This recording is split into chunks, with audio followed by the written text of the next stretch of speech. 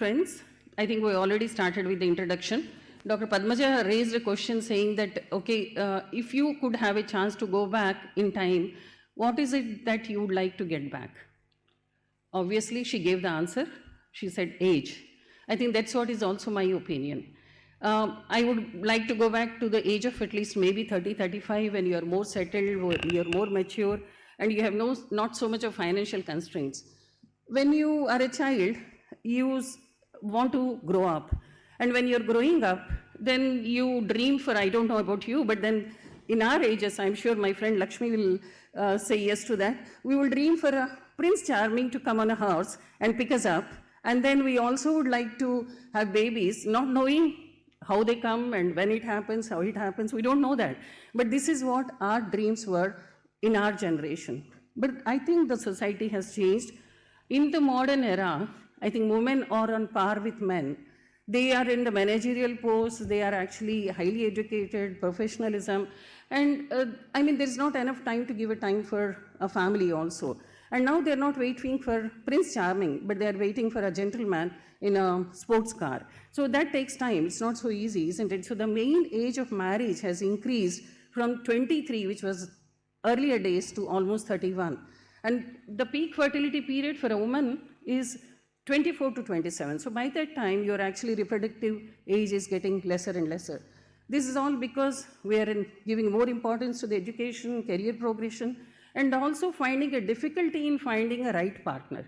Not that we had a right partner, we adjusted with the left one, but still now the generation is not going to be adjusted with that. So these are all the reasons why there is a delay in marriages or delay in having a baby. And when there is a problem, it comes out as a blow to them because this is not what is expected. And we can see that in India also, the fertility rate has come down much more than what we have expected. Obviously because of the lifestyle changes, delayed childbearing, and even advanced paternal age. Even this also matters. Like men over 40 will have reduced sperm counts, fertilization rates are low, and there is an increased risk of autism and other neurological development anomalies also. So it has become a medical concern. A fertility and delay in having a baby is become a medical concern. A lot of infertility couples are approaching ART treatments, and we know that IVF, the first IVF baby was born in 1978, has given us a lot of hope. And in fact, we are actually giving rest of the couples, like all doctors, that with ART you are going to get a good number of pregnancies, and okay, IVF is the ultimate and you can have a pregnancy at any time when you walk in. And now we can see there is a mushrooming of IVF clinics because there is so much of demand. And obviously why not? Because we are doing IVF now for every reason or no reason also. So there are a lot of women who are having a baby after the age of 30, and this has increased to 6-fold now. And what happens at the age of 40, nearly 60% of women are remaining childless. Even if they go for IVF also, the pregnancy rates are going to be low. So we understand that age is a very, very important factor. And even in IVF, the pregnancy rates are 40% below the age of 35, whereas it comes up to 10% above the age of 40. So the pregnancy rates fall down so much, and with age also there is an increased risk of miscarriage, increased risk of aneuploidies also, and we can see that the age of 40, nearly 60% of embryos are abnormal when you do PGTA testing. So age is a very important factor in having a pregnancy and a healthy baby. So with age, there is a biological decline in the fertility. If you have around 1 to 2 million eggs at the time of birth, they come up to almost 25,000 by the age of 40 years. By that time, though you have 25,000 eggs, the quality of the eggs actually become much, much lesser. So is there a difference between the egg number and the egg quality? So they actually, they are related, but they are not the same. They are different aspects. So quantity of eggs is ovarian reserve, whatever is remaining in the ovary. And if you talk in context of IVF, it actually explains the ease of stimulation. Like suppose you stimulate the patient, and depends on how many eggs you get, it explains their response and the reserve. So the egg quality, whereas it is a likelihood of egg getting fertilized and resulting in a live birth. That is, they are the same, but they are not the same terms, but they actually denote the chance of a pregnancy. So at birth, nearly 100% of the eggs are normal, but at the age of 35, nearly 50% are abnormal. And at the age of 40, it's almost 20% which are abnormal. So the number of eggs which are going to be normal reduce with time and with age also. So that means if a woman of 35 years age group goes for IVF and she gets 10 eggs, only 5 of them are going to be normal. But if she gets 4 eggs, then only 2 eggs are normal. And in case a woman of 42 years goes for an IVF at the age of and gets 10 eggs, then only 1 out of 10 is going to be normal. But if she gets 4 eggs, then it's only 0.4. So getting eggs is not enough. You need to have a good quality, which actually reduces with age. We know age is important, but then what we don't really understand is that in the same age group, the woman can have a different kind of a reserve. Some may have a good reserve, some may have a low reserve. This is what not many women are aware of, that there is a large heterogeneity. And when this happens, this is called a premature ovarian aging. It is interesting to know that there is an accelerated decline in the fertility. Suppose a woman is destined to have menopause at the age of 50, then the decline actually starts at the age of 37 and a half. That means it starts 13 and a half years before the actual onset of menopause. And if a woman is destined to have menopause at the age of 40, that means already the decline has started at the age of 27 and a half, which is so young in fact. And this is what we are seeing more often now. So to defy this age problem, oocyte freezing, which is a fertility preservation, has come to help us to overcome the hurdles of age-related fertility and whoever want to have a pregnancy at a later date. So it helps us to make reproductive choices and opportunity to decide with whom and when you want to have a child, and so that they can be used at a later date. So oocyte cryopreservation is an innovation which was developed in 1980s for fertility preservation, but with the advent of vitrification technique which came into 2000, it has actually increased the pregnancy rates because oocyte was the most difficult cell to freeze. And then after vitrification, it helped in oocyte freezing and the pregnancy rates improved.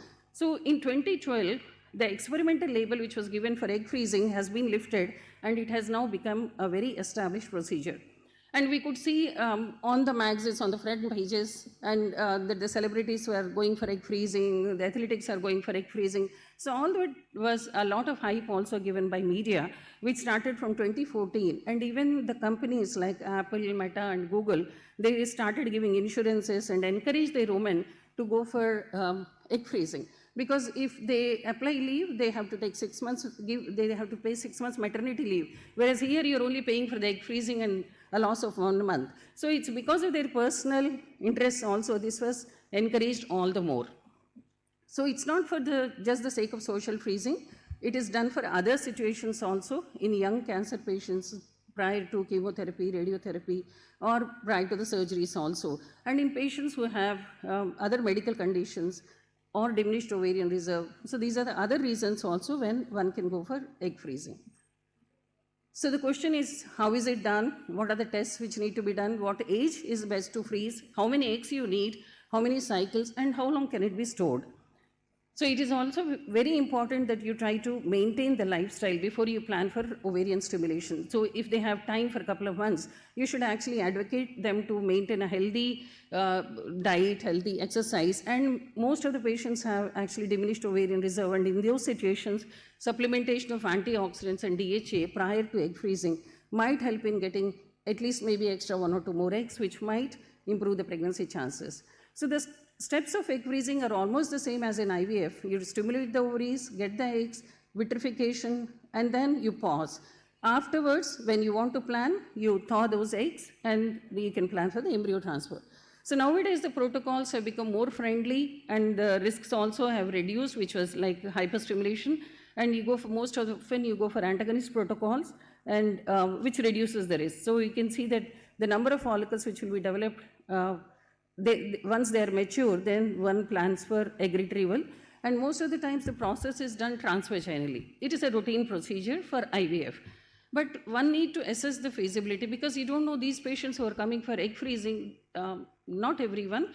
Most women are sexually active even before they come for egg freezing, but there are some who are virgins and they don't want to go through a transvaginal procedure. then if in case you have to go for a transvaginal procedure, you need to definitely have a special consent for that. And in those situations where you can't go for a transvaginal procedure for whatever reason, one may need to think of a trans-abdominal recovery, which is a little specialized procedure and needs an expertise. So once you get the eggs, you get the cumulus oocyte complex, denude the oocytes and then freeze the oocyte and keep them in liquid nitrogen at minus 196 degrees centigrade for whatever length of time you want to keep. So once the eggs are frozen, whenever you want to go for an embryo transfer, then you need to thaw them, prepare the endometrium and do an embryo transfer. So what are the tests which are required? So we know that ovarian reserve is very important for stimulation, and you need to know or need to explain the prognosis to the patient regarding how many eggs you might get so that they are mentally prepared, and how many cycles. So if you do an AMH test, a blood test, that will help us to understand how she might respond. So the normal is about 3 to 5, and if it is anything less than 3, then we know that the number of eggs what we're going to get are going to be low. So even looking at the scan, when you do a scan, even the patient also starts counting along with us. Look, I have one more extra here. I mean, they count along with us when we do a scan to look for the antral follicles. So why do we really need to have so many eggs? Because when you get eggs, suppose you get 10 eggs, then most of they are all not mature. You have only few of them which are mature M2 oocytes. And once you thaw them, suppose you have 10 eggs which you have thawed, and only 8 to 9 might survive. And again, 4 to 5 may get fertilized after surviving. And from 10 eggs, you may get only 1 to 3 blastocysts, which are good enough to be transferred. So according to this, you need lots of eggs for egg freezing. So the general recommendations are that less than 35, you need to have 10 to 15 eggs, and around the age of 35 to 37, you need 15 to 20 eggs, and around the age of 40, 20 to 30. And over 40, 30 eggs, you can't even imagine or expect that you're going to get so many. Getting 3 at the age of 40 is going to be very tough. We have a patient who is going through an egg freezing right now. She's, planned for recovery tomorrow. She's 42, her AMH is 0.03, and we had 1 follicle. So, but you can't help it, we know, and she's been told that her chances in having pregnancy is futile, that is less than 5%, but that actually gave her more confidence that, okay, she at least has 1 egg and to be frozen, and she might come back for other cycles. So there is no magic number. Whatever number you get, you may have to freeze, but if you have 8 to 10, that gives us a fair chance of a pregnancy. But you don't know how many of them are going to come back at all for the treatment. So how many cycles do we need to carry on? You may have to do more number of cycles even to have 1 euploid blastocyst, especially in patients with advancing age, which is more than 37, low AMH levels or high BMI, and in case they have a low response to drugs. Sometimes they have good reserve, but they don't respond well. We consider it to be low response if they have less than 3x, suboptimal if it is 4 to 9, and a good response if they get 10 to 15x. So how many come back? Usually the studies have shown that only 10% of women come back for a treatment again. And what is seen that those women who are older at the time of freezing, they usually tend to come back rather than who are younger. Maybe because the younger women might have already conceived naturally, or they are still unmarried, they don't want to go for having a single woman, being a single woman and raising a child, and lack of suitable partner. These are the few things which may actually stop them to continue the treatment, but most mentally felt secure of their future, and they were more confident and positive also. So what are the side effects? The side effects are the same as with IVF. The risk of hyperstimulation has become lesser with the safer protocols, and sometimes it might even give a false sense of security, saying that, okay, I have lots of eggs there, so I'll come back for a treatment later, there's no hurry for me to conceive. So sometimes it may give a false sense of security also. So it is considered to be safe, and there have been lots of studies which have shown that long-term freezing of eggs does not really increase the risk of congenital anomalies, or it does not increase the risk of physical or mental abnormalities also. So it is considered to be quite safe as IVF. And nowadays there is another approach called one and done approach. There are a lot of people who want to actually freeze eggs or embryos for a second baby. You're not only thinking of one baby. Even recently we had one patient who her AMH is less than 1 and she got only 3 eggs, and she says, no, I want to go for more and more cycles and freeze eggs because I know I want to have 2 babies.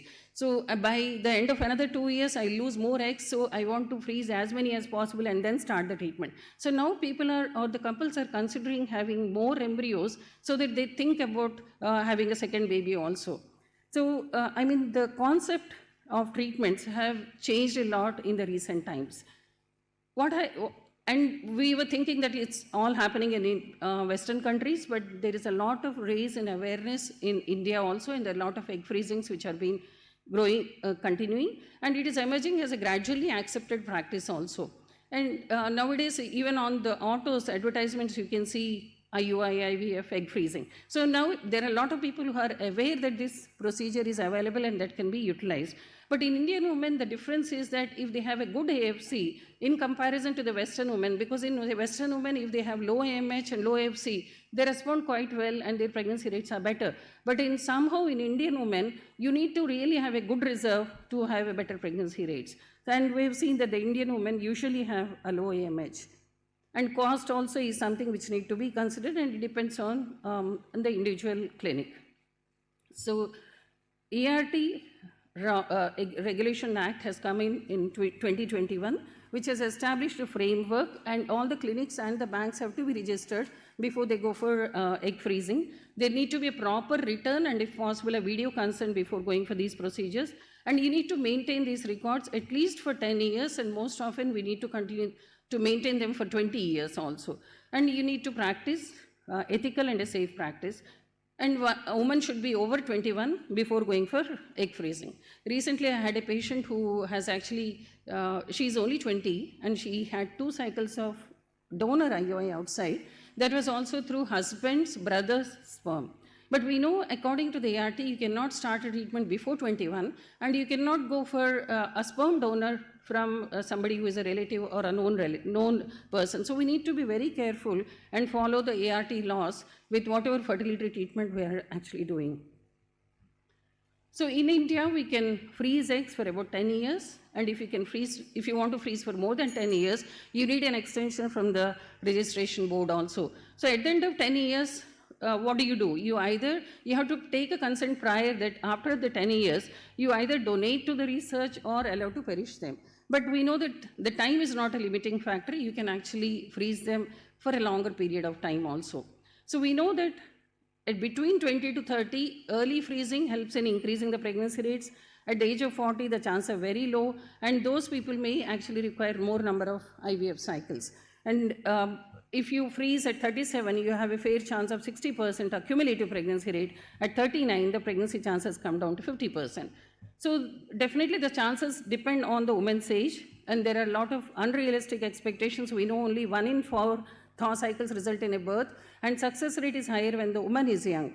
And as the woman grows older, the pregnancy rates come down because of other medical reasons also. So there is a lot of hype, but it actually gives a hope for women who want to have a pregnancy at a later date. So in future, we may even have lab-grown gametes also. As we have lab-grown diamonds now, we can have lab-grown gametes from the skin or the blood cells. Then you don't even need to go for egg freezing. So all those frozen eggs which are there stored in the liquid nitrogen cylinder, we don't know what to do with them.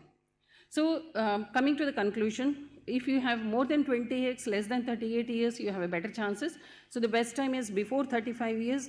And that means that young women need to be aware of this egg freezing programs, and they need to have a proper, balanced, accurate information from their physician before they go for it, so that they don't have a disappointment at a later date. It is always best for a woman to know that the best time to have a baby is young age, and best way is naturally. This is all required only if they think they cannot have a baby now and they want to really have it at a future sometime later. Then maybe this actually gives some freedom of choice. I had a patient, actually I went for a conference 4 or 5 years ago in New York, and when I was just looking at abstracts outside, a lady came to me and she spoke to me and said that, okay, are you attending this? Yes, I said yes. She said, I'm 42 and I have embryos, which I had gone through several embryo transfers. I have 4 more embryos which are left. We are planning for frozen embryo transfer. But I have around 6 embryos frozen in a different clinic, and they were frozen 2 years ago. But problem is that was a different partner, and now it's a different partner. So can I take out the sperm from that embryo and go for a new partner, and can I use them now? Because I was 2 years younger than that. So now the society has changed so much. So I said, I really am not sure, but there are some British scientists, go and talk to her. Go and talk to them. I just slowly slipped away from there. So I mean, now the concepts are changing. Maybe it's good that you freeze some eggs rather than just fertilizing all of them. You never know. Many a times you come across with the situations where there are divorces or there are some disputes, and they want to still have a baby at a later date. So these eggs can be used at a later time. So social egg freezing is a concept which can be used whenever there is a need. Thank you so much.